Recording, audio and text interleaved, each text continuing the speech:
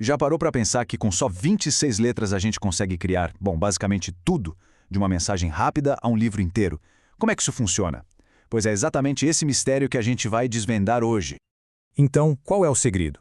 A resposta é que as palavras não são simplesmente jogadas de qualquer jeito numa frase. Pensa assim, elas são como jogadores num time. Cada palavra tem uma posição, uma função muito específica, para que o jogo da comunicação funcione direitinho. E esse aqui, ó, é o nosso plano de jogo. Primeiro, a gente vai entender o DNA das palavras. Depois, vamos dividir os jogadores em dois grandes times. Aí, a gente entra em campo com cada um deles e, no final, temos a visão completa do jogo. Preparados? Vão nessa! A nossa missão aqui é basicamente organizar a caixa de ferramentas da língua portuguesa. E essas ferramentas são as 10 classes gramaticais. É o verdadeiro DNA que estrutura tudo, mas tudo mesmo, o que a gente fala e escreve. Para entender esses 10 jogadores, a primeira coisa a se fazer é bem simples: dividir. A gente vai separar todos eles em duas grandes ligas, dois times principais.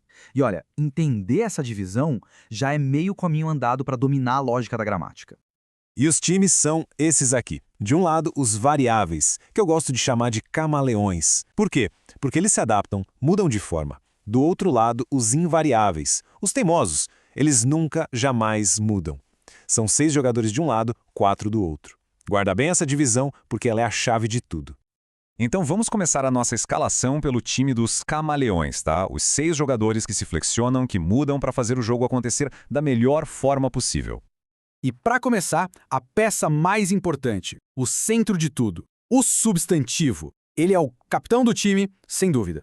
A função dele é simples, mas super poderosa: dar nome a absolutamente tudo. Pessoas, lugares, objetos, sentimentos. Se tem um nome, é um substantivo. Olha só esse exemplo. Saudade é o nome de um sentimento. Amigo é o nome que a gente dá a uma pessoa. Tá vendo? São os dois capitães da ideia, as palavras centrais, onde tudo mais se apoia. Bom, todo bom capitão precisa de uma defesa, certo? E aqui entram 3 jogadores que trabalham diretamente por substantivo. O artigo, que diz se é um substantivo específico ou qualquer um. O adjetivo, que dá as qualidades. E o numeral, que, claro, indica a quantidade ou ordem. E olha que legal como eles trabalham juntos. O é o artigo, primeiro é o numeral e inteligente é o adjetivo. Todos eles estão ali em função de uma única palavra, o substantivo aluno.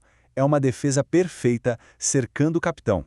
O nosso próximo jogador é o coringa do time, o pronome. Sabe aquele jogador versátil que entra para resolver um problema? É ele. A principal função dele é substituir um nome para evitar aquelas repetições que deixam qualquer texto cansativo. Exatamente como aqui, ó. Para não repetir Maria tira boas notas, a gente simplesmente usa ela. O pronome entra em campo, substitui o substantivo Maria e a jogada fica muito mais fluida, muito mais elegante. E agora, chegou a hora do craque do time, a estrela que faz tudo acontecer, o verbo. Sério, sem verbo não tem jogo, não tem ação. O verbo é o coração que pulsa na frase, indicando uma ação, um estado ou um fenômeno da natureza. Olha a frase. Estudaram. Essa é a grande jogada. É a ação que move toda a estrutura. Sem essa palavra, a frase, bom, ela simplesmente não existe. Por isso mesmo que o verbo é o craque. Muito bem, agora vamos atravessar o campo e conhecer o outro time, o dos invariáveis. São só 4 jogadores, mas olha, são especialistas muito consistentes e confiáveis. Eles nunca mudam, aconteça o que acontecer. O primeiro especialista desse time é o advérbio. Pensa nele como o detalhista, o técnico que faz os ajustes finos na jogada. Ele modifica o verbo, o adjetivo ou até outro advérbio para dar mais detalhes sobre tempo, modo ou intensidade. Observem, não é só que ele correu, é que ele correu muito. A gente não só chegou, a gente chegou bem cedo. O advérbio é o que dá a precisão, aquele detalhe que muda como a gente enxerga a jogada. Seguindo em frente, temos a preposição. A melhor forma de pensar nela é como a cola da língua. São palavras pequenininhas tipo de, para, com, mas que têm um poder gigantesco de conectar outras palavras e criar sentido entre elas. É simples e genial. O que liga bolo e chocolate? A preposição de. O que conecta a ideia de viajar com o destino praia? A preposição para. É a cola que une as peças. Nossa próxima jogadora é a conjunção. Se a preposição é a cola, a conjunção é a ponte. E aqui tem uma diferença crucial. Enquanto a preposição liga palavras soltas, a conjunção conecta jogadas inteiras, ligando frases e pensamentos bem mais complexos. Olha só o poder de uma única palavrinha. Com o e, a gente tem uma ponte que leva ao sucesso. Com o mas, a gente tem uma ponte que leva a um resultado diferente.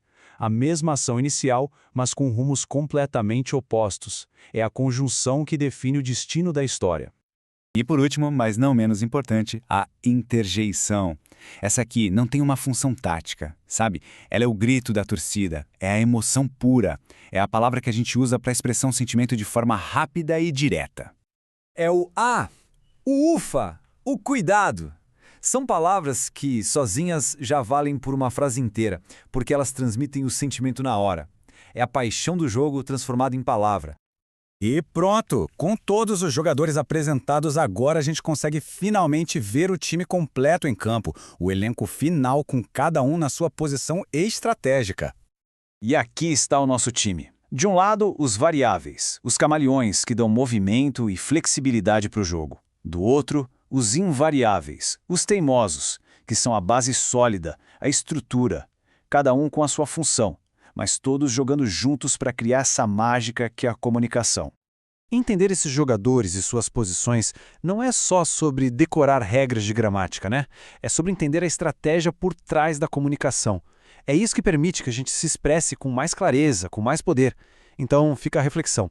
Agora que o time todo foi apresentado, qual desses jogadores é o seu preferido? Qual deles faz a jogada mais bonita no grande jogo da linguagem? Pensa nisso.